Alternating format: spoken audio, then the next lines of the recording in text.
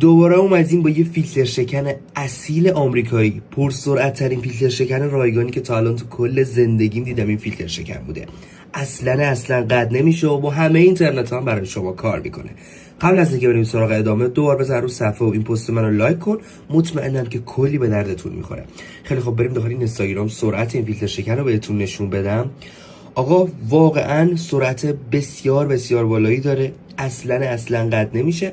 همه جور تستش کردم، آپلود خیلی بالایی داره، مناسب گوشی‌های آیفون و اندروید و سیستم عامل ویندوزش هم موجوده و حجمش هم نامحدوده. هر چقدر که دوست دارید بفرستین واسه دوستا و رفیقا و خانواده‌تون تا اونا هم ازش استفاده کنن و حالش رو ببرن.